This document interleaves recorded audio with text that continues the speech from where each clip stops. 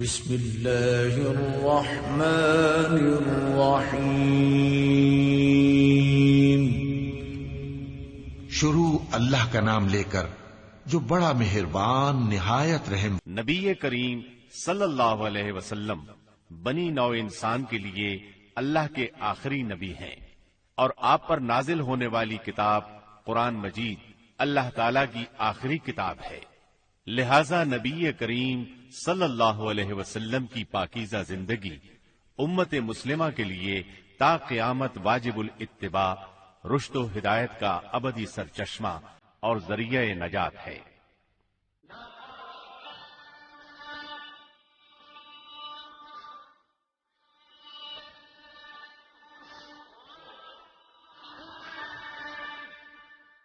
یقیناً رسول اللہ کی زندگی تمہارے لیے بہترین نمونہ ہے، لہذا رحمت للعالمین کی سیرت مطہرہ کا مطالعہ ہر مسلمان کی زندگی کا لازمی حصہ قرار پایا۔ مسلمان مردوں، عورتوں اور بچوں کی اسی ضرورت کے پیش نظر دارالسلام اسٹوڈیو نے نبی رحمت صلی اللہ علیہ وسلم کی سیرت طیبہ پر سیٹ تیار کیا ہے، جس کی تیاری میں قرآن مجید، صحیح احادیث اور مستند سیرت کی کتابوں سے استفادہ کیا گیا ہے۔ اس سیٹ میں سیرت النبی صلی اللہ علیہ وسلم کو مفصل طور پر بیان کیا گیا ہے۔ نبی صلی اللہ علیہ وسلم کی زندگی کے تمام پہلو اور واقعات ترتیب وار انتہائی دلچسپ انداز، خوبصورت آواز اور آسان الفاظ میں بیان کیے گئے ہیں۔ لیجیے سماعت فرمائیے رحمت للعالمین۔ سیرت نبوی کو مکمل طور پر بیان کرنا اس وقت تک ممکن نہیں جب تک اسلام سے پہلے اور بعد کے حالات کا تقابل نہ کیا جائے، اس لیے ہم اصل مضمون سے پہلے اسلام سے پہلے عرب کی کیفیت بیان کریں گے، عرب اقوام اور ان کی معاشرت کا نقشہ کھینچیں گے، پھر وہ حالات بیان کریں گے جن میں رسول اللہ صلی اللہ علیہ وسلم کی بعثت ہوئی۔ لفظ عرب کے لغوی معنی صحرا اور بیاب و گیاہ زمین کے ہیں۔ عہد قدیم سے یہ لفظ جزیرہ نمائے عرب اور اس میں بسنے والی قوموں پر بولا گیا ہے۔ عرب کے مغرب میں بحر احمر اور جزیرہ نمائے سینا ہے۔ مشرق میں خلیج عرب اور جنوبی عراق کا ایک بڑا حصہ ہے۔ جنوب میں بحر عرب ہے جو در حقیقت بحر ہند کا پھیلاؤ ہے۔ شمال میں ملک شام اور کسی قدر شمالی عراق ہے۔ ان میں سے بعض سرحدوں کے بارے میں اختلاف بھی ہے۔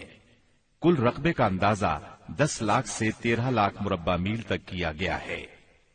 نسلی اعتبار سے مورخین نے عرب اقوام کی 3 قسمیں قرار دی ہیں۔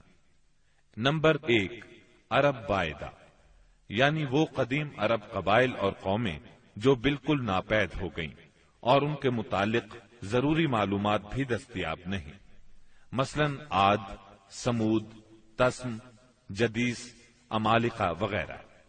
نمبر 2، عرب عاربہ، یعنی وہ عرب قبائل جو یعرب بن یشجب بن قحطان کی نسل سے ہیں، انہیں قحطانی عرب کہا جاتا ہے۔ نمبر 3، عرب مستعربہ، یعنی وہ قبائل جو سیدنا اسماعیل علیہ السلام کی نسل سے ہیں، انہیں عدنانی عرب کہا جاتا ہے۔ عرب عاربہ یعنی قحطانی عرب کا اصل گہوارہ ملک یمن تھا۔ یہیں ان کے خاندان اور قبیلے مختلف شاخوں میں پھوٹے، پھیلے اور بڑھے۔ ان میں سے 2 قبیلوں نے بہت شہرت حاصل کی، ایک ہمیر جس کی مشہور شاخیں زید الجمہور، قزاع اور سکاسک ہیں، دوسرا کہلان جس کی مشہور شاخیں ہمدان، انمار، مزہج، تے، کندہ، لخم، جزام، ازد، اوس، خزرج اور اولاد جفنا ہیں، جنہوں نے آگے چل کر ملک شام میں بادشاہت قائم کی اور آل غسان کے نام سے مشہور ہوئے۔ عرب مستعربہ کے جد اعلی سیدنا ابراہیم علیہ السلام اصلاً عراق کے ایک شہر اور کے باشندے تھے۔ یہ شہر دریائے فرات کے مغربی ساحل پر کوفے کے قریب واقع تھا۔ اس کی کھدائی کے دوران میں جو کتبے برآمد ہوئے ان سے اس شہر کے متعلق بہت سی تفصیلات منظر عام پر آئی ہیں، اور سیدنا ابراہیم علیہ السلام کے خاندان کی بعض تفصیلات معلوم ہوئی ہیں، نیز ملک کے دینی اور اجتماعی حالات بھی سامنے آئے ہیں۔ سیدنا ابراہیم علیہ السلام یہاں سے ہجرت کر کے شہر حران تشریف لے گئے تھے اور پھر وہاں سے فلسطین جا کر اس کو اپنی دعوتی سرگرمیوں کا مرکز بنا لیا، اور دعوت و تبلیغ کے لیے یہیں سے اندرون و بیرون ملک آتے جاتے رہتے تھے۔ ایک بار آپ مصر تشریف لے گئے۔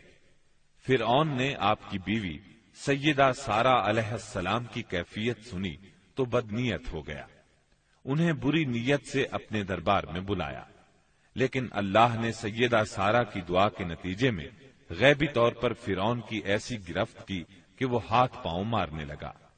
اس کی نیت بد اس کے منہ پر مار دی گئی، اور وہ اس حادثے کی نوعیت سے سمجھ گیا کہ سیدہ سارہ اللہ کی نہایت خاص اور مقرب بندی ہیں۔ وہ ان کے اس وصف سے اس قدر متاثر ہوا کہ اپنی بیٹی ہاجرہ کو ان کی خدمت میں دے دیا۔ پھر سیدہ سارہ نے سیدہ ہاجرہ کو ابراہیم علیہ السلام کی زوجیت میں دے دیا۔ ابراہیم علیہ السلام ان دونوں کو لے کر فلسطین واپس تشریف لائے۔ پھر اللہ نے سیدہ ہاجرہ کے بطن سے ابراہیم علیہ السلام کو ایک فرزند ارجمند اسماعیل علیہ السلام عطا فرمایا۔ سیدہ سارہ بے اولاد تھیں، اس لیے انہیں بہت غیرت آئی، اور انہوں نے سیدنا ابراہیم علیہ السلام کو مجبور کیا کہ سیدہ ہاجرہ کو ان کے نوزائیدہ بچے سمیت جلا وطن کر دیں۔ حالات نے ایسا رخ اختیار کیا کہ انہیں سیدہ سارہ کی بات ماننا پڑی، اور وہ سیدہ ہاجرہ اور اسماعیل علیہ السلام کو لے کر حجاز تشریف لے گئے۔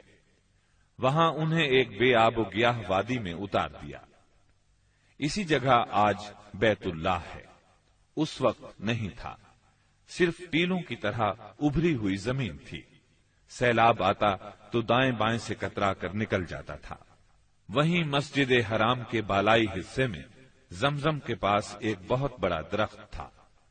آپ نے ان دونوں کو اسی درخت کے پاس چھوڑا تھا۔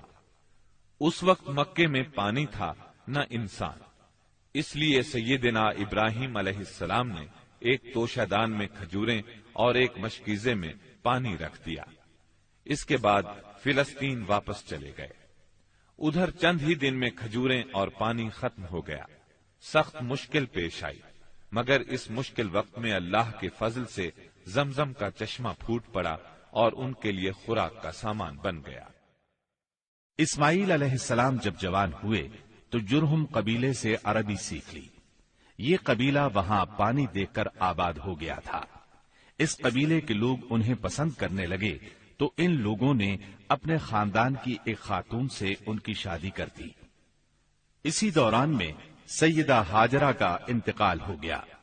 ادھر سیدنا ابراہیم علیہ السلام کو خیال آیا کہ اپنا ترکہ دیکھنا چاہیے، چنانچہ وہ مکہ معظمہ تشریف لے گئے، لیکن سیدنا اسماعیل علیہ السلام سے ملاقات نہ ہوئی۔ بہو سے حالات دریافت کیے، اس نے تنگ دستی کی شکایت کی۔ آپ نے وصیت کی کہ اسماعیل آئیں تو کہنا اپنے دروازے کی چوکھٹ بدل دیں۔ سیدنا اسماعیل علیہ السلام اس وصیت کا مطلب سمجھ گئے۔ انہوں نے بیوی کو طلاق دے دی اور ایک دوسری عورت سے شادی کر لی جو جرہم کے سردار مزاز بن عمرو کی صاحبزادی تھی۔ ان کی دوسری شادی کے بعد ایک بار پھر سیدنا ابراہیم علیہ السلام مکے تشریف لے گئے، مگر اس مرتبہ بھی سیدنا اسماعیل علیہ السلام سے ملاقات نہ ہو سکی۔ بہو سے حال پوچھا تو اس نے اللہ کی حمد و ثنا بیان کی۔ آپ نے وصیت کی کہ اسماعیل اپنے دروازے کی چوکھٹ برقرار رکھیں، اور فلسطین واپس ہو گئے۔ اللہ تعالی نے مزاز کی بیٹی سے اسماعیل علیہ السلام کو 12 بیٹے عطا فرمائے۔ ان 12 بیٹوں سے 12 قبیلے وجود میں آئے اور سب نے مکے ہی میں رہائش اختیار کی۔ ان کے حالات زمانے کی گرد میں دب کر رہ گئے۔ صرف نابت اور قیدار کی اولاد گمنامی سے محفوظ رہی۔ قیدار بن اسماعیل علیہ السلام کی نسل مکہ معظمہ ہی میں پھیلتی پھولتی رہی، یہاں تک کہ عدنان اور پھر ان کے بیٹے معد کا زمانہ آ گیا۔ عدنانی عرب کا سلسلہ نسب صحیح طور پر یہیں تک محفوظ ہے۔ عدنان نبی صلی اللہ علیہ وسلم کے سلسلہ نسب میں 21ویں پشت میں آتے ہیں۔ بہرحال معد کے بیٹے نزار سے کئی خاندان وجود میں آئے۔ دراصل نزار کے 4 بیٹے تھے اور ہر بیٹا ایک بڑے قبیلے کی بنیاد ثابت ہوا۔ چاروں کے نام یہ ہیں: ایاد، انمار، ربیہ اور مزر۔ ان میں سے آخری 2 قبیلوں کی شاخیں اور شاخوں کی شاخیں بہت زیادہ ہوئیں۔ چنانچہ ربیہ سے اسد بن ربیہ، انزا، عبد القیس، وائل، بکر، تغلب اور بنو حنیفہ وغیرہ وجود میں آئے۔ مزر کی اولاد 2 بڑے قبیلوں میں تقسیم ہوئی۔ نمبر 1 قیس اعلان بن مزر، نمبر 2 الیاس بن مزر۔ قیس اعلان سے بنو سلیم، بنو حوازن، بنو غطفان، غطفان سے افس، زبیان، اشجار اور غنی بن عاصر کے قبائل وجود میں آئے۔ الیاس بن مزر سے تمیم بن مرہ، حزیل بن مدرکہ، بنو اسد بن خزیمہ اور کنانہ بن خزیمہ کے قبائل وجود میں آئے۔ پھر کنانہ سے قریش کا قبیلہ وجود میں آیا۔ یہ قبیلہ فہر بن مالک بن نضر بن کنانہ کی اولاد ہے۔ پھر قریش بھی مختلف شاخوں میں تقسیم ہوئے۔ مشہور قریشی شاخوں کے نام یہ ہیں: جمح، سہم، عدی، مخزوم، تیم، زہرہ اور قصی بن کلاب کے خاندان یعنی عبد الدار، اسد بن عبد العزا اور عبد مناف۔ یہ تینوں قصی کے بیٹے تھے۔ ان میں سے عبد مناف کے 4 بیٹے ہوئے، جن سے 4 ذیلی قبیلے وجود میں آئے، یعنی عبد الشمس، نوفل، مطلب اور ہاشم۔ انہی ہاشم کی نسل سے اللہ نے ہمارے نبی کریم صلی اللہ علیہ وسلم کا انتخاب فرمایا۔ ابن عباس رضی اللہ عنہ کا بیان ہے کہ رسول اللہ صلی اللہ علیہ وسلم نے فرمایا، اللہ تعالی نے مخلوق پیدا فرمائی تو مجھے سب سے اچھے گروہ کے اندر رکھا، پھر قبائل کو چنا تو مجھے سب سے اچھے قبیلے کے اندر بنایا، پھر گھرانوں کو چنا تو مجھے سب سے اچھے گھرانے میں بنایا، لہذا میں اپنی ذات کے اعتبار سے بھی سب سے اچھا ہوں اور اپنے گھرانے کے اعتبار سے بھی سب سے بہتر ہوں۔ جس وقت جزیرۃ العرب پر اسلام کا سورج طلوع ہوا، وہاں 2 قسم کے حکمران تھے۔ ایک تاجپوش بادشاہ جو حقیقت میں مکمل طور پر آزاد اور خود مختار نہیں تھے، اور دوسرے قبائلی سردار جنہیں اختیارات کے لحاظ سے وہی حیثیت حاصل تھی جو تاجپوش بادشاہوں کی تھی، لیکن ان کی اکثریت کو ایک مزید امتیاز یہ حاصل تھا کہ وہ مکمل طور پر آزاد اور خود مختار تھے۔ اس وقت تاجپوش حکمران یہ تھے: شاہان یمن، شاہان آل غسان یعنی شام، اور شاہان ہیرا یعنی عراق۔ باقی عرب حکمران تاجپوش نہ تھے۔ عرب عاربہ میں سے قدیم ترین قوم سبا تھی۔ اور یعنی عراق سے جو کتبات برآمد ہوئے ان میں 2500 سال قبل مسیح کی اس قوم کا ذکر ملتا ہے، لیکن اس کے عروج کا زمانہ 11 صدی قبل مسیح سے شروع ہوتا ہے۔ اس کی تاریخ کے اہم ادوار یہ ہیں: 650 قبل مسیح سے پہلے کا دور۔ اس دور میں سبا کے بادشاہوں کا لقب مکرب سبا تھا۔ ان کا پایہ تخت سرواہ تھا، جس کے کھنڈرات آج بھی معارب کے مغرب میں 1 دن کے فاصلے پر پائے جاتے ہیں۔ یہ کھنڈرات خریبہ کے نام سے مشہور ہیں۔ اسی دور میں معارب کے مشہور بند کی بنیاد رکھی گئی، جسے یمن کی تاریخ میں بہت اہمیت حاصل ہے۔ 650 قبل مسیح سے 115 قبل مسیح تک کا دور۔ اس دور میں سبا کے بادشاہوں نے مکرب کا لفظ چھوڑ کر ملک یعنی بادشاہ کا لقب اختیار کر لیا، اور سرواہ کی بجائے معارب کو اپنا دارالسلطنت بنایا۔ اس شہر کے کھنڈرات آج بھی صنعاء سے 60 میل مشرق میں پائے جاتے ہیں۔ 115 قبل مسیح سے 300 عیسوی تک کا دور۔ اس دور میں سبا کی مملکت پر قبیلہ ہمیر کو غلبہ حاصل رہا اور اس نے معارب کی بجائے ریدان کو اپنا پائے تخت بنایا۔ پھر ریدان کا نام ظفار پڑ گیا، جس کے کھنڈرات آج بھی شہر یرین کے قریب ایک دائرہ نما پہاڑی پر پائے جاتے ہیں۔ اسی دور میں قوم سبا کا زوال شروع ہوا۔ 300 عیسوی کے بعد سے آغاز اسلام تک کا دور۔ اس دور میں یمن کے اندر مسلسل اضطراب اور انتشار برپا رہا۔ انقلابات آئے، خانہ جنگیاں ہوئیں اور بیرونی قوموں کو مداخلت کے مواقع ہاتھ آئے، یہاں تک کہ ایک وقت ایسا بھی آیا کہ یمن کی آزادی سلب ہو گئی۔ چنانچہ اسی دور میں رومیوں نے عدن پر فوجی قبضہ کیا اور ان کی مدد سے حبشیوں نے ہمیر اور ہمدان کی آپس میں کشمکش سے فائدہ اٹھایا اور 340 عیسوی میں پہلی بار یمن پر قبضہ کیا۔ یہ قبضہ 378 عیسوی تک برقرار رہا۔ اس کے بعد یمن کی آزادی تو بحال ہو گئی، مگر معارب کے مشہور بند میں رکھنے پڑنا شروع ہو گئے، یہاں تک کہ 450 عیسوی یا 451 عیسوی میں بند ٹوٹ گیا اور وہ عظیم سیلاب آیا جس کا ذکر قرآن مجید کی سورہ سبا میں سیل ارم کے نام سے کیا گیا ہے۔ پھر 523 عیسوی میں ایک اور سنگین حادثہ پیش آیا، وہ یہ کہ یمن کے یہودی بادشاہ زون واس نے نجران کے عیسائیوں پر ایک ہیبت ناک حملہ کیا، انہیں عیسائی مذہب چھوڑنے پر مجبور کرنے کی کوشش کی۔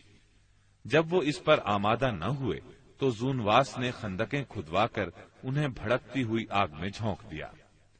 قرآن مجید کی سورہ بروج میں اسی لرزہ خیز واقعے کی طرف اشارہ موجود ہے۔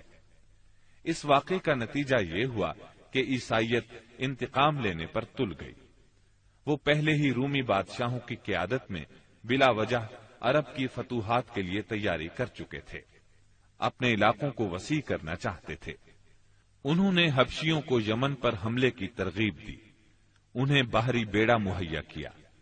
حبشیوں نے رومیوں کی شہ پا کر 525 عیسوی میں اریات کی قیادت میں 70,000 فوج سے یمن پر دوبارہ قبضہ کر لیا۔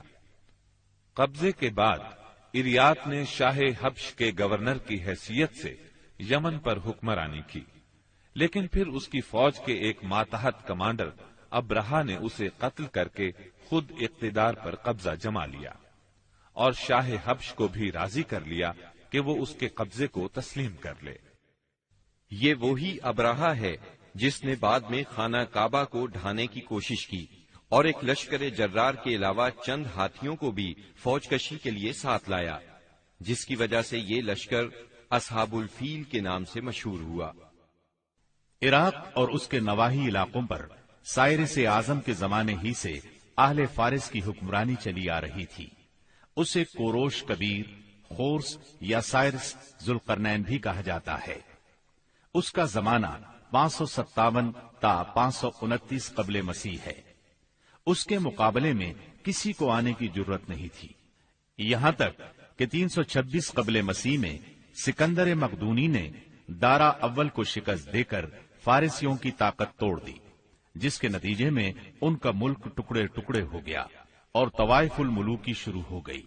یہ انتشار 230 عیسوی تک جاری رہا۔ اسی دوران میں قحطانی قبائل نے اپنا وطن چھوڑ کر عراق کے ایک بہت بڑے اور شاداب سرحدی علاقے پر بود و باش اختیار کر لی۔ پھر عدنانی لوگ اپنا وطن چھوڑ کر اس طرف آئے، انہوں نے لڑ بھیڑ کر جزیرہ فراتیہ کے ایک حصے پر اپنا قبضہ جما لیا۔ ادھر 226 عیسوی میں اردشیر نے جب ساسانی حکومت کی داغ بیل ڈالی تو رفتہ رفتہ فارسیوں کی طاقت ایک بار پھر پلٹ آئی۔ اردشیر کے عہد میں حیرہ، بادیات العراق اور جزیرے کے ربیعی اور مزری قبائل پر جزیمت الوضاح کی حکمرانی تھی۔ شاہان حیرہ کے پاس فارسی فوج کی ایک یونٹ ہمیشہ رہا کرتی تھی، جس سے بادیہ نشین عرب باغیوں کی سرکوبی کا کام لیا جاتا تھا۔ یہ بات تو مشہور ہے کہ مکے میں آبادی کا آغاز سیدنا اسماعیل علیہ السلام سے ہوا۔ آپ نے 137 سال کی عمر پائی اور تاحیات مکے کے سربراہ اور بیت اللہ کے متولی رہے۔ آپ کے بعد آپ کے 2 صاحبزادگان نابت پھر قیدار یا قیدار پھر نابت یکے بعد دیگرے مکے کے والی ہوئے۔ ان کے بعد ان کے نانا مزاز بن عمرو جرہمی نے اقتدار اپنے ہاتھ میں لے لیا۔ اس طرح مکے کی سربراہی بنو جرہم کی طرف منتقل ہو گئی اور ایک مدت تک انہی کے ہاتھ میں رہی۔ سیدنا اسماعیل علیہ السلام کا زمانہ قریباً 2000 برس قبل مسیح ہے۔ اس حساب سے مکے میں قبیلہ جرہم کا وجود کوئی 2100 برس تک رہا اور ان کی حکمرانی قریباً 2000 برس تک رہی۔ بنو خزاعہ نے مکہ پر قبضہ کرنے کے بعد بنو بکر کو شامل کیے بغیر تنہا اپنی حکمرانی قائم کی۔ البتہ 3 اہم اور امتیازی منصب مضری قبائل کے حصے میں آئے۔ نمبر 1، حاجیوں کو عرفات سے مزدلفہ لے جانا اور یوم النفر یعنی 13 ذی الحجہ کو مینا سے روانگی کا پروانہ دینا۔ یہ حج کے سلسلے کا آخری دن ہے۔ یہ اعزاز الیاس بن مضر کے خاندان بنو غوث بن مرہ کو حاصل تھا۔ یہ صوفہ کہلاتے تھے۔ نمبر 2، 10 ذی الحجہ کی صبح کو مزدلفہ سے مینا کی جانب افاضہ یعنی روانگی۔ یہ اعزاز بنو ادوان کو حاصل تھا۔ نمبر 3، حرام مہینوں کو آگے پیچھے کرنا۔ یہ اعزاز بنو کنانہ کی ایک شاخ بنو تمیم بن عدی کو حاصل تھا۔ مکہ معظمہ پر بنو خزاعہ کا اقتدار کوئی 300 برس تک قائم رہا۔ یہی زمانہ تھا جب ادنانی قبائل مکے اور حجاز سے نکل کر نجد، عراق کے اطراف اور بحرین وغیرہ میں پھیلے اور مکے کے اطراف میں قریش کی صرف چند شاخیں باقی رہیں، مگر مکے کی حکومت اور بیت اللہ کی تولیت میں ان کا کوئی حصہ نہ تھا، یہاں تک کہ قصی بن کلاب کا دور آیا۔ قصی نے مکے کا بندوبست اس طرح کیا کہ قریش کو مکے کے اطراف سے بلا کر پورا شہر ان پر تقسیم کر دیا اور ہر خاندان کا ٹھکانہ مقرر کر دیا۔ البتہ مہینے آگے پیچھے کرنے والوں کو نیز آل صفوان، بنو ادوان اور بنو مرہ بن عوف کو ان کے مناصب پر برقرار رکھا، کیونکہ قصی سمجھتا تھا کہ یہ بھی دین ہے، اس میں رد و بدل کرنا درست نہیں۔ قصی کا ایک کارنامہ یہ بھی ہے کہ اس نے حرم کعبہ کے شمال میں دار الندوہ تعمیر کیا۔ اس کا دروازہ مسجد کی طرف تھا۔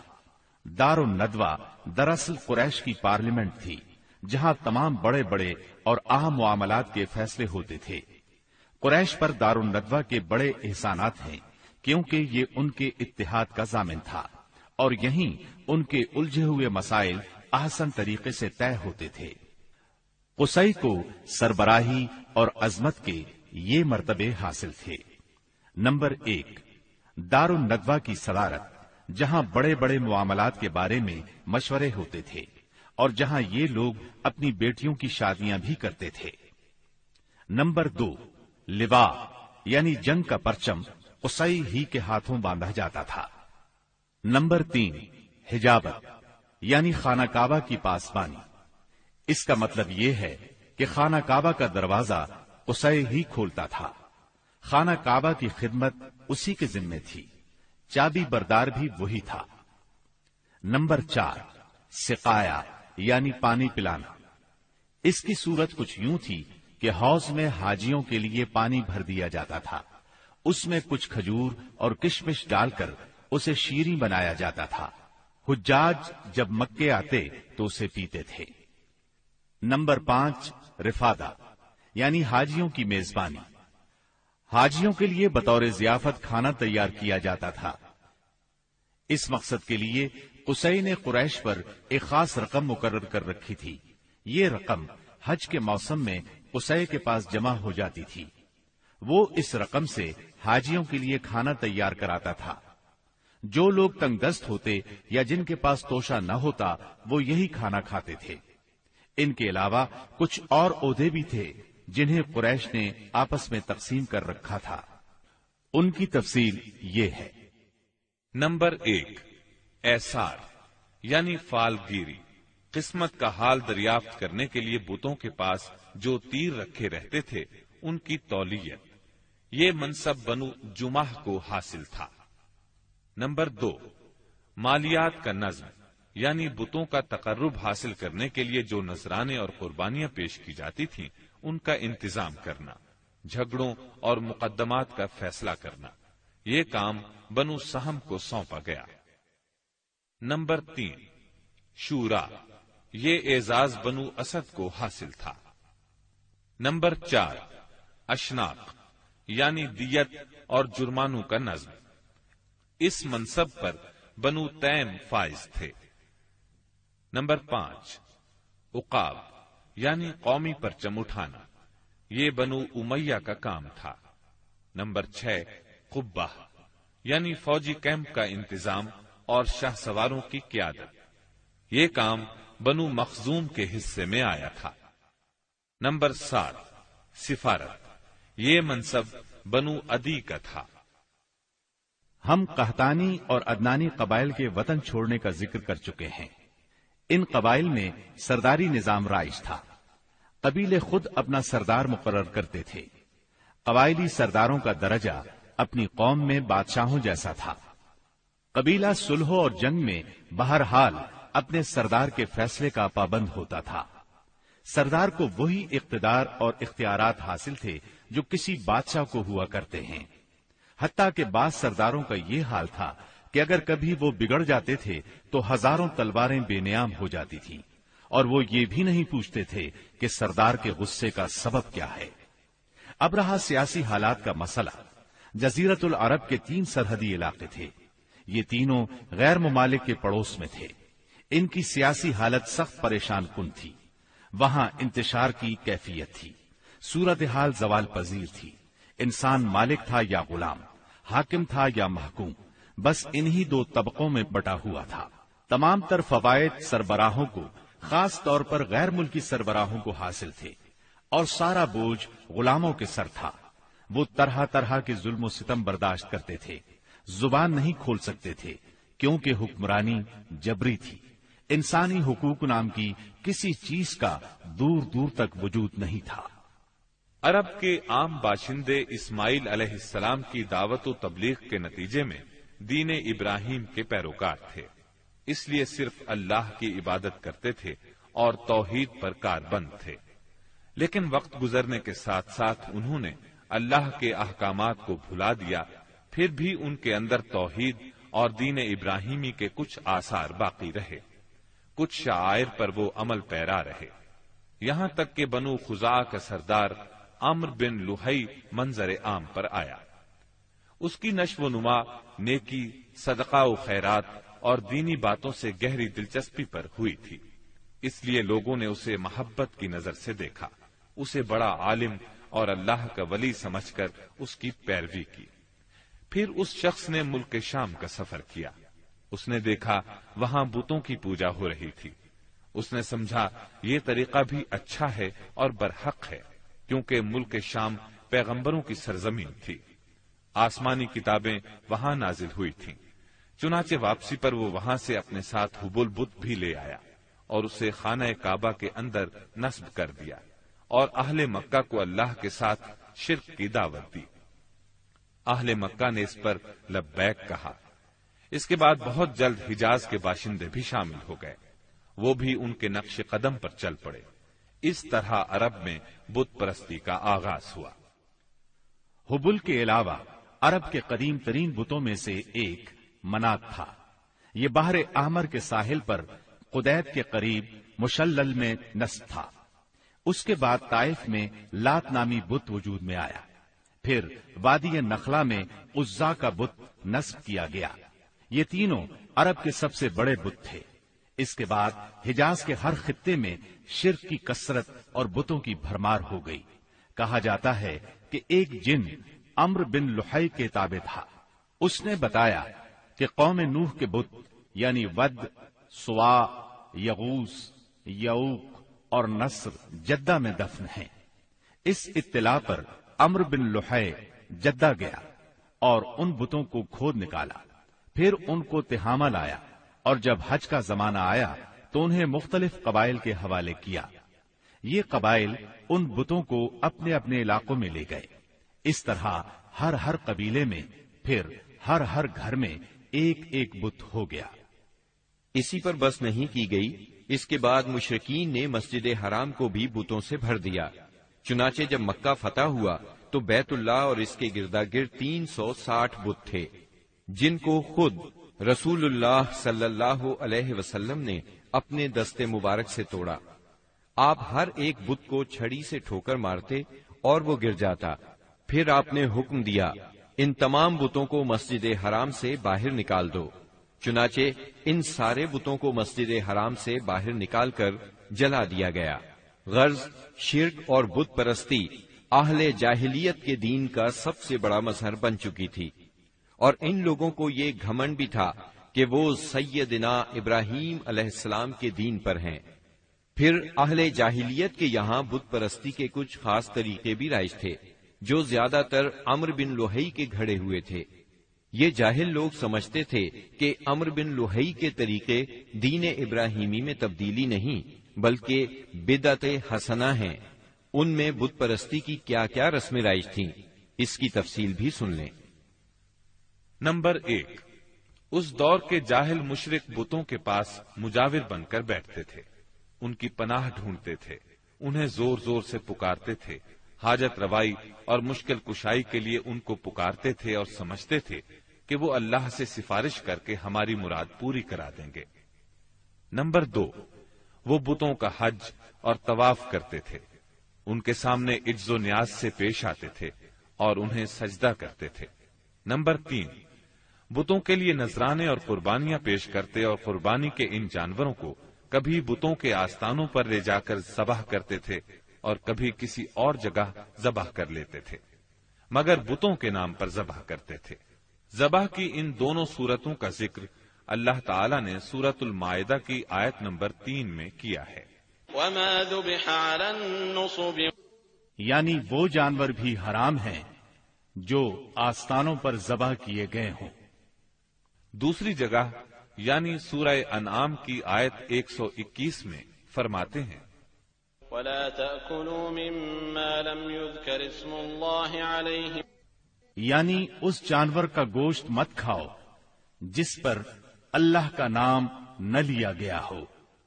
نمبر 4، بتوں کا قرب حاصل کرنے کا ایک طریقہ یہ بھی تھا کہ مشرقین اپنی سمجھ کے مطابق اپنے کھانے پینے کی چیزوں اور اپنی کھیتی اور چوپائے کی پیداوار کا ایک حصہ بتوں کے لیے خاص کرتے تھے۔ اس سلسلے میں ان کا دلچسپ رواج یہ تھا کہ وہ اللہ کے لیے بھی اپنی کھیتی اور جانوروں کی پیداوار کا ایک حصہ خاص کرتے تھے۔ پھر مختلف اسباب کی بنا پر اللہ کا حصہ تو بتوں کی طرف منتقل کر سکتے تھے، لیکن بتوں کا حصہ کسی بھی حال میں اللہ کی طرف منتقل نہیں کر سکتے تھے۔ اس بری عادت کا تذکرہ بھی اللہ تعالی نے سورہ انعام کی آیت 136 میں کیا ہے۔ اللہ نے جو کھیتی اور چوپائے پیدا کیے ہیں اس کا ایک حصہ انہوں نے اللہ کے لیے مقرر کیا، اور بذام خود کہتے ہیں کہ یہ اللہ کے لیے ہے اور یہ ہمارے شرکاء کے لیے ہے۔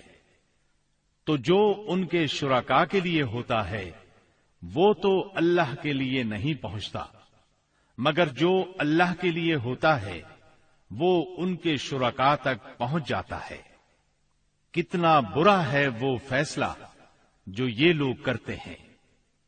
نمبر 5، بتوں کا قرب حاصل کرنے کا ایک طریقہ یہ بھی تھا کہ وہ مشرکین کھیتی اور چوپایوں میں مختلف قسم کی نظریں مانتے تھے۔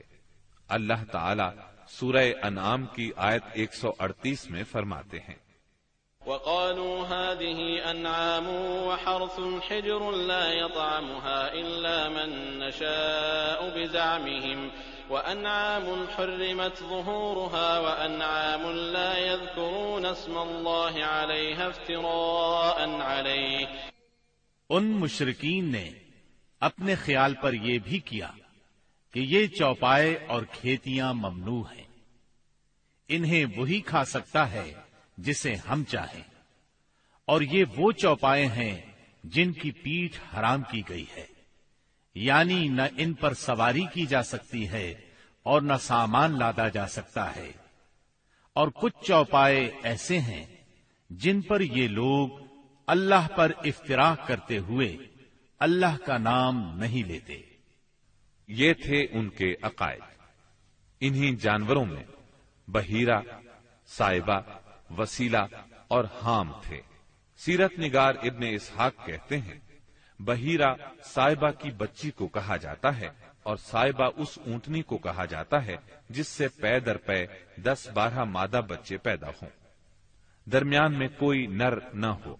ایسی اونٹنی کو آزاد چھوڑ دیا جاتا تھا، اس پر سواری نہیں کی جاتی تھی، اس کے بال بھی نہیں کاٹے جاتے تھے، اور مہمان کے سوا اس کا دودھ کوئی نہیں پی سکتا تھا۔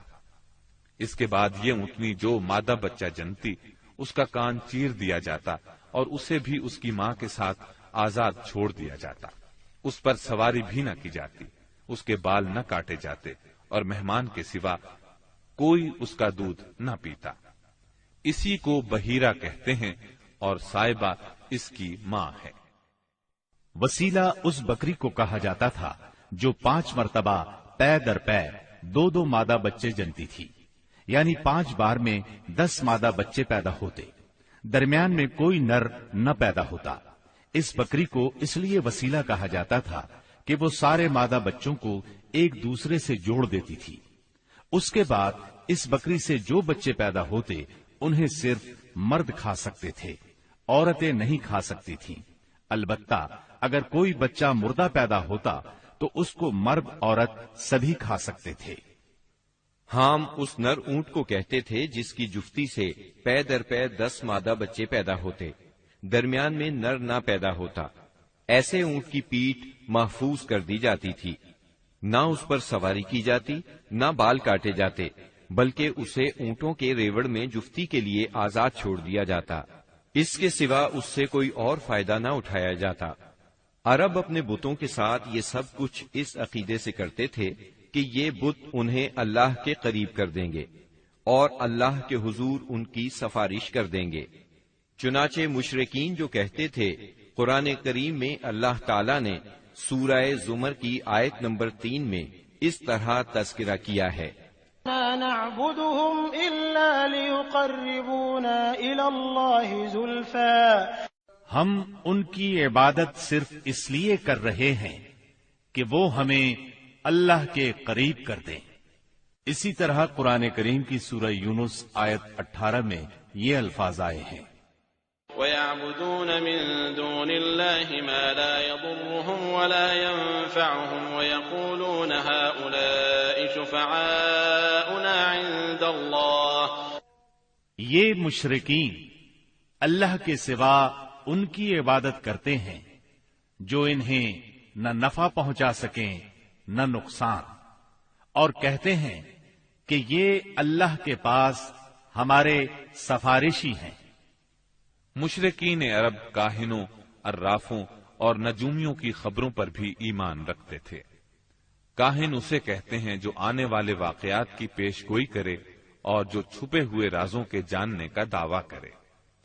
نجومی اسے کہتے ہیں جو ستاروں پر غور کر کے ان کی رفتار اور اوقات کا حساب لگا کر پتہ لگاتا ہے کہ دنیا میں آئندہ کیا حالات و واقعات پیش آئیں گے۔ ان نجومیوں کی خبروں کو ماننا دراصل ستاروں پر ایمان لانا ہے۔ مشرکین میں بدشگونی کا بھی رواج تھا، اسے عربی میں طیارہ کہتے ہیں۔ اس کی صورت یہ تھی کہ مشرکین کسی چڑیا یا ہرن کے پاس جا کر اسے بھگاتے تھے۔ اگر وہ دائیں طرف بھاگتا تو اسے اچھا شگون خیال کرتے، کامیابی کی علامت خیال کرتے اور اپنا کام کر گزرتے۔ اگر وہ بائیں طرف بھاگتا تو اسے نحوست کی علامت سمجھ کر اپنے کام سے باز رہتے۔ اسی طرح اگر کوئی چڑیا یا جانور راستہ کاٹ دیتا تو اس کو منحوس خیال کرتے۔ اسی سے ملتی جلتی ایک حرکت یہ تھی کہ مشرکین خرگوش کے ٹخنے کی ہڈی لٹکاتے تھے اور بعض دنوں، بعض مہینوں، جانوروں، گھروں اور عورتوں کو منحوس سمجھتے تھے۔ آج کے دور میں بھی ایسی باتیں سننے میں آتی ہیں، کالی بلی راستہ کاٹ گئی، اللہ خیر کرے وغیرہ۔ قریش کی ایک بدعت یہ تھی کہ وہ کہتے تھے ہم سیدنا ابراہیم علیہ السلام کی اولاد ہیں، حرم کے پاسبان، بیت اللہ کے والی اور مکے کے باشندے ہیں، کوئی شخص ہمارا ہم مرتبہ نہیں اور نہ کسی کے حقوق ہمارے حقوق کے مساوی ہیں۔ اسی لیے یہ لوگ اپنا نام ہمس یعنی بہادر رکھتے تھے، لہذا ہمارے شایان شان نہیں کہ ہم حدود حرم سے باہر جائیں۔ چنانچہ حج کے دوران میں یہ لوگ عرفات نہیں جاتے تھے اور نہ وہاں سے افاضہ کرتے تھے، بلکہ مزدلفہ ہی میں ٹھہر کر وہیں سے افاضہ کر لیتے تھے۔ اللہ تعالی نے اس بدعت کی اصلاح کرتے ہوئے سورہ بقرہ کی آیت 199 میں فرمایا، ثم افیضوا من حیث افاض الناس، یعنی تم لوگ بھی وہیں سے افاضہ کرو جہاں سے سارے لوگ افاضہ کرتے ہیں۔ ان کی ایک بدعت یہ بھی تھی کہ انہوں نے بیرون حرم کے باشندوں کو حکم دے رکھا تھا کہ وہ حرم میں آنے کے بعد پہلا طواف ہمس سے حاصل کیے ہوئے کپڑوں ہی میں کریں، چنانچہ ان کا کپڑا اگر دستیاب نہ ہوتا تو مرد ننگے طواف کرتے اور عورتیں اپنے سارے کپڑے اتار کر صرف ایک چھوٹا سا کھلا کرتا پہن لیتیں اور اسی میں طواف کرتیں اور دوران طواف یہ شعر پڑھتیں، اليوم يبدو بعضه أو كله وما بدأ منه فلا أحله، آج کچھ یا ساری شرمگاہ کھل جائے گی، لیکن جو کھل جائے میں اسے دیکھنا حلال قرار نہیں دیتی۔ اللہ تعالی نے ان خرافات کے خاتمے کے لیے سورہ آراف کی آیت نمبر 31 میں فرمایا، یا بنی آدم خذوا زینتکم عند کل مسجد، یعنی اے آدم کے بیٹو ہر مسجد کے پاس اپنی زینت اختیار کرو۔ یہی دین یعنی شرک و بت پرستی اور توہمات و خرافات پر مبنی عقیدے والا دین عام اہل عرب کا دین تھا۔ اس کے علاوہ جزیرت العرب کے مختلف اطراف میں یہودیت، مسیحیت، مجوسیت اور سابعیت نے بھی قدم جما لیے تھے۔ جزیرت العرب میں یہود کا دور اس وقت سے شروع ہوتا ہے جب فلسطین میں بابل اور آشور کی حکومت کی فتوحات کی وجہ سے یہودیوں کو اپنا وطن چھوڑنا پڑا۔ اس حکومت کی سخت گیری اور بخت نصر کے ہاتھوں یہودی بستیوں کی تباہی اور ویرانی، ان کے ہیکل کی بربادی اور ان کی اکثریت کی ملک بابل سے جلا وطنی کا نتیجہ یہ ہوا کہ یہود کی ایک جماعت فلسطین چھوڑ کر حجاز کے شمالی اطراف میں آ بسی اور یثرب، خیبر اور تیماء میں آباد ہو کر یہاں اپنی باقاعدہ بستیاں بسا لی، قلعے تعمیر کر لیے اور گڑھیاں بنا لی۔ وطن چھوڑ کر آنے والے ان یہود کے ذریعے عرب باشندوں میں کسی قدر یہودی مذہب کا بھی رواج ہوا اور اسلام کے ظہور سے پہلے اس کو بھی ایک اچھی بھلی حیثیت حاصل ہو گئی۔ اسلام کے ظہور کے وقت مشہور یہودی قبائل یہ تھے: خیبر، نذیر، مستلق، قریظہ اور قینقاع۔ جہاں تک عیسائی مذہب کا تعلق ہے، بلاد عرب میں اس کی آمد حبشی اور رومی قبضہ گیروں اور فاتحین کے ذریعے ہوئی۔ یمن پر حبشیوں کا قبضہ پہلی بار 340 عیسوی میں ہوا اور 378 عیسوی تک برقرار رہا۔ اس دوران یمن میں مسیحی مشن کام کرتا رہا۔ قریباً اسی زمانے میں ایک متقی اور پرہیزگار شخص فیمیون نجران پہنچا اور وہاں کے باشندوں میں عیسائی مذہب کی تبلیغ کی۔ نجران کے لوگوں کو اس کے دین میں کچھ ایسی سچی علامات نظر آئیں کہ وہ عیسائی ہو گئے۔ جہاں تک مجوسی مذہب کا تعلق ہے تو اسے زیادہ تر اہل فارس کے ہمسایہ عربوں میں فروغ حاصل ہوا، مثلاً عراق، عرب، بحرین، ہجر اور خلیج عربی کے ساحلی علاقے۔ ان کے علاوہ یمن پر فارسی قبضے کے دوران میں وہاں بھی اکا دکا افراد نے مجوسیت قبول کی۔ باقی رہا سابی مذہب، تو عراق کے آثار قدیمہ کی کھدائی کے دوران جو کتبات برآمد ہوئے ان سے پتہ چلتا ہے کہ یہ ابراہیم علیہ السلام کی کلدانی قوم کا مذہب تھا۔ دور قدیم میں شام و یمن کے بہت سے باشندے بھی इसी मजहब के पैरोकार थे। अरब के बाकी दीनों के मानने वालों का हाल मुशरिकीन ही जैसा था, क्योंकि उनके दिल यकसां थे, अकायद एक से थे और रस्म और रवाज में हम आहंगी थी। जजीरतुल अरब के सियासी और मजहबी हालात बयान करने के बाद अब वहां के इज्तिमाई, इक्तिसादी और अखलाकी हालात का खाका मुख्तसरन पेश करते हैं। अरब आबादी मुख्तलिफ तबकात में बटी हुई थी। हर तबके के हालात एक दूसरे से बहुत ज्यादा मुख्तलिफ थे। चुनाचे मुअज़्ज़ज़ तबके में मर्द और औरत का ताल्लुक खासा तरक्की याफ्ता था। औरत को बहुत कुछ खुद मुख्तारी हासिल थी, उसकी बात मानी जाती थी, उसका इस कदर एहतराम और हिफाजत की जाती कि उसकी खातिर तलवारें सौंप ली जाती थी, खून रेजी हो जाती थी। आदमी जब अपनी शुजाअत और बहादुरी पर बात करना चाहता, अपनी तारीफ करना चाहता, तो उमूमन औरत ही को मुखातिब करता।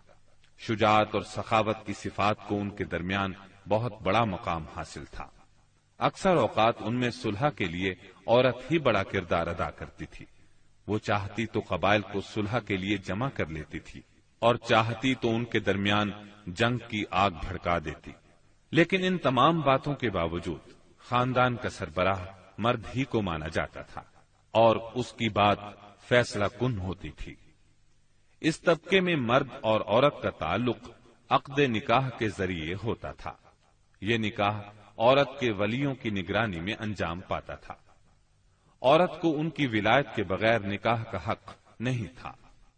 एक तरफ तबक़े अशराफ यानी मुअज़्ज़ज़ लोगों का ये हाल था, तो दूसरी तरफ दूसरे तबकात में मर्द औरत के इख्तिलात की और भी कई सूरतें थीं, जिन्हें बदकारी, बेहयाई, फहाशी और जिनाकारी के सिवा कोई और नाम नहीं दिया जा सकता। जमाने जाहिलियत में किसी हद के बगैर मुतअद्दिद बीवियां रखना एक आम बात थी। लोग दो सगी बहनों को भी बैक वक्त अपने निकाह में रख लेते थे। बाप के बीवी को तलाक देने के बाद या उसके फौत होने पर बेटा अपनी सौतेली मां से भी निकाह कर लेता था। तलाक का इख्तियार मर्द को हासिल था और उसकी कोई हद मुकर्रर नहीं थी। जिनाकारी तमाम तबकात में उरूज पर थी।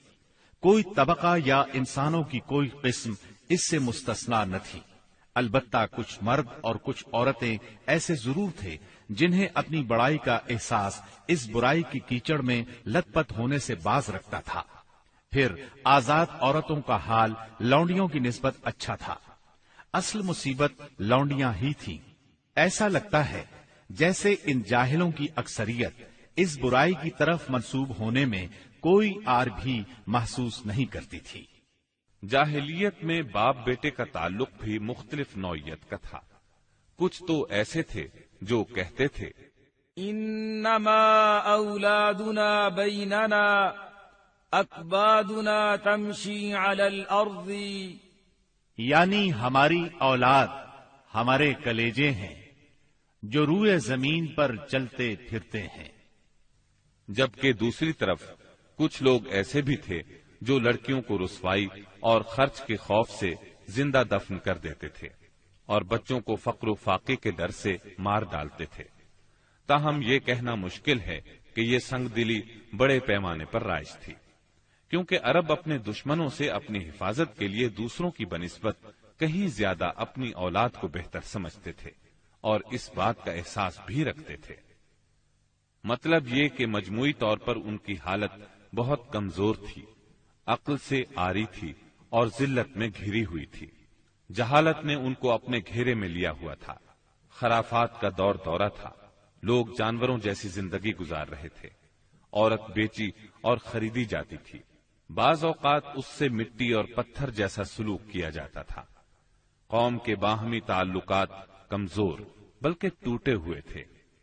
रह गई हुकूमतें तो उनको सिर्फ अपना खजाना भरने से गरज थी या मुखालिफों पर फौज कशी करने की फिक्र।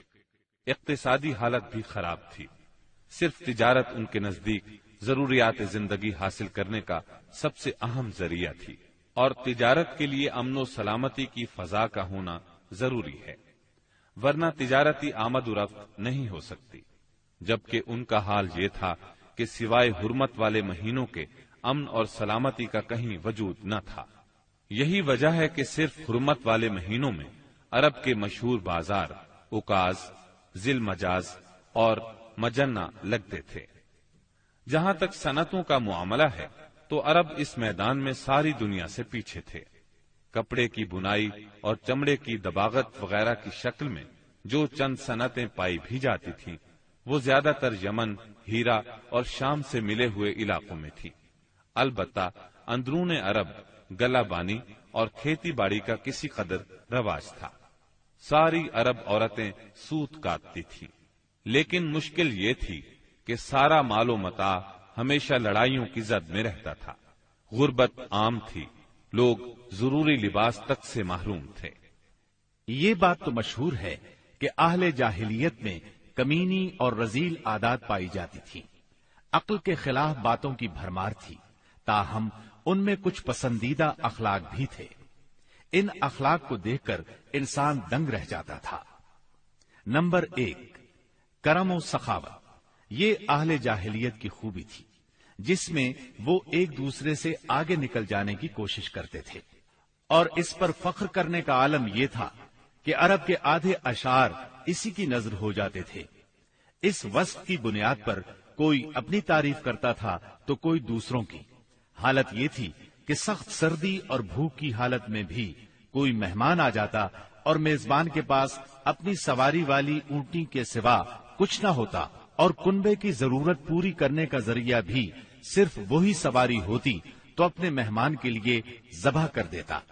یہ ان کے کرم ہی کا نتیجہ تھا کہ بڑی بڑی دیت اور مالی ذمہ داریاں اٹھا لیتے تھے، اور اس طرح انسانوں کو بربادی اور خون ریزی سے بچا کر دوسرے رئیسوں اور سرداروں کے مقابل فخر کرتے تھے۔ وہ جوا کھیلتے تھے۔ ان کا خیال تھا یہ بھی سخاوت کی ایک راہ ہے، کیونکہ انہیں جو نفع حاصل ہوتا یا نفع حاصل کرنے والوں کے حصے سے جو کچھ زائد بچ رہتا اس کو وہ مسکینوں کو دے دیتے تھے۔ اسی لیے قرآن پاک نے شراب اور جوئے کے نفع کا سرے سے انکار نہیں کیا، بلکہ سورہ بقرہ کی آیت 219 میں فرمایا، وَإِثْمُهُمَا أَكْبَرُ مِن نَّفْعِهِمَا، یعنی ان دونوں کا گناہ ان کے نفع سے بڑھ کر ہے۔ نمبر 2، ایفائے عہد یعنی وعدے کا پورا کرنا، دور جاہلیت کے اخلاق فاضلہ میں سے ہے۔ عہد کو ان کے نزدیک دین کی حیثیت حاصل تھی، جس سے وہ ہر حال میں چمٹے رہتے تھے، اور اس راستے میں اپنی اولاد کا خون اور اپنے گھر بار کی تباہی بھی ہیج سمجھتے تھے۔ نمبر 3، خودداری اور عزت نفس۔ اس پر قائم رہنا اور ظلم و جبر برداشت نہ کرنا بھی جاہلیت کے معروف اخلاق میں سے تھا۔ اس کا نتیجہ یہ تھا کہ ان کی شجاعت اور غیرت حد سے بڑھی ہوئی تھی۔ وہ فوراً بھڑک اٹھتے تھے اور چھوٹی سے چھوٹی توہین آمیز بات پر تلوار اور نیزہ اٹھا لیتے تھے، اور نہایت خون ریز جنگ چھڑ جاتی اور انہیں اس راہ میں اپنی جان کی قطعاً پرواہ نہ رہتی تھی۔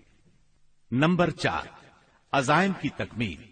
اہل جاہلیت میں ایک خاص بات یہ بھی تھی کہ جب وہ کسی کام کو فخر اور ناز کا ذریعہ سمجھ کر انجام دینے پر تل جاتے تو پھر کوئی رکاوٹ انہیں روک نہیں سکتی تھی۔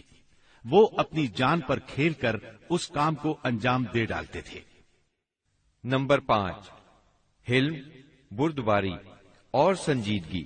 یہ خوبی بھی ان کے نزدیک قابل تعریف تھی، لیکن چونکہ ان میں شجاعت حد سے بڑھ کر تھی، ہر وقت جنگ و جدل پر آمادہ رہتے تھے، اس لیے یہ عادت بہت کم پائی جاتی تھی۔ نمبر 6، بدوی سادگی، یعنی رہن سہن کی الجھنوں اور داؤ پیچ سے ناواقف تھے۔ اس کا نتیجہ یہ تھا کہ ان میں سچائی اور امانت پائی جاتی تھی۔ دھوکہ دہی، بد عہدی سے دور تھے اور نفرت کرتے تھے۔ ہم سمجھتے ہیں کہ جزیرت العرب کو ساری دنیا سے جو جغرافیائی نسبت حاصل تھی، اس کے علاوہ یہی وہ قیمتی اخلاق تھے جن کی وجہ سے اہل عرب کو بنی نوع انسان کی قیادت اور رسالت عامہ کا بوجھ اٹھانے کے لیے منتخب کیا گیا تھا، کیونکہ یہ اخلاق اگرچہ بعض اوقات شر اور فساد کا سبب بن جاتے تھے اور ان کی وجہ سے المناک حادثات بھی پیش آ جاتے تھے، لیکن اپنی نوعیت کے بڑے قیمتی اخلاق تھے۔ یہ تھوڑی سی اصلاح کے بعد انسانی معاشرے کے لیے نہایت مفید بن سکتے تھے، اور یہی کام اسلام نے انجام دیا۔ غالباً ان کے اخلاق میں بھی ایفائے عہد کے بعد عزت نفس اور عزم کی پختگی سب سے زیادہ قیمتی اور نفع بخش جوہر تھا، کیونکہ اس زبردست قوت اور پختہ ارادے کے بغیر شر و فساد کا خاتمہ اور نظام عدل کا قیام ممکن نہیں۔ اہل جاہلیت کے کچھ اور بھی اچھے اخلاق تھے، لیکن ان سب کو بیان کیا جائے تو بات بہت طویل ہو جائے گی، لہذا انہی پر اکتفا کرتے ہوئے ہم آگے چلتے ہیں۔ ہمارے رسول مقبول محمد صلی اللہ علیہ وسلم کی ولادت باسعادت موسم بہار میں پیر کے دن صبح صادق کے بعد اور طلوع آفتاب سے پہلے 9 ربیع الاول سن عام الفیل 20 یا 22 اپریل 571 عیسوی کو مکہ مکرمہ میں ہوئی۔ پیر کا دن آپ کی مبارک زندگی میں بڑی اہمیت کا حامل ہے۔ سیدنا ابن عباس رضی اللہ عنہ فرماتے ہیں کہ آپ پیر کو پیدا ہوئے، پیر کے دن آپ کو نبوت سے سرفراز فرمایا گیا، سوموار ہی کو مکے سے مدینے کی طرف ہجرت کے لیے نکلے، سوموار ہی کو آپ مدینہ منورہ تشریف لائے، اور آپ نے پیر ہی کے دن اس دار فانی کو خیر باد کہا۔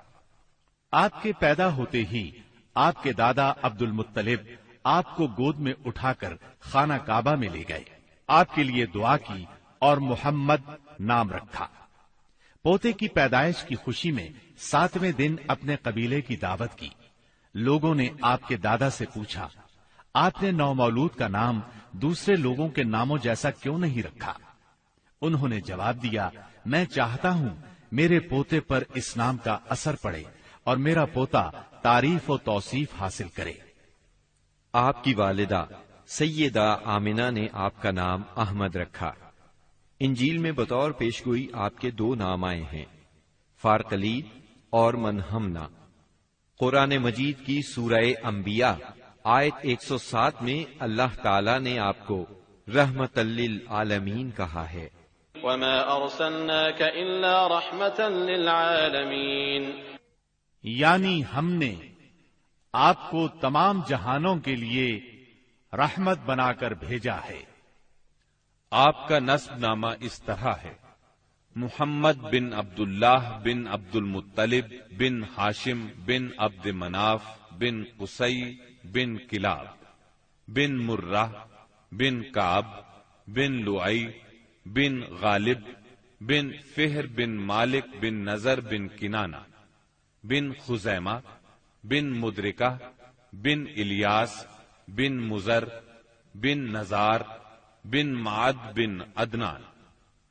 اس بات پر سب کا اتفاق ہے کہ عدنان سیدنا اسماعیل علیہ السلام کی نسل سے ہیں، لیکن دونوں کے درمیان میں کتنی پشتیں ہیں اور ان کے نام کیا کیا ہیں، اس میں بہت اختلاف پایا جاتا ہے۔ آپ کی والدہ کا نام سیدہ آمنہ تھا۔ سیدہ آمنہ کے والد وہب بن عبد مناف بن زہرہ بن کلاب تھے۔ یہ وہی کلاب ہیں جو والد کی طرف سے بھی نبی صلی اللہ علیہ وسلم کے نسب نامے میں آتے ہیں۔ ان کا اصل نام عروہ یا حکیم تھا، لیکن کتوں کے ذریعے بکثرت شکار کھیلا کرتے تھے، اس لیے کلاب کے نام سے مشہور ہو گئے۔ عربی میں کلاب کتوں کو کہتے ہیں۔